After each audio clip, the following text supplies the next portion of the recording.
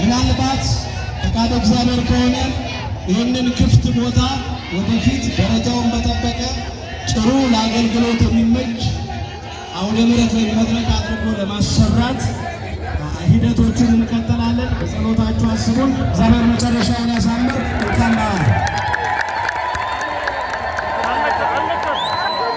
ዘምሩ፣ አሁን አመስግኑ፣ እንርበሉ፣ አመስግኑ፣ ምስጋና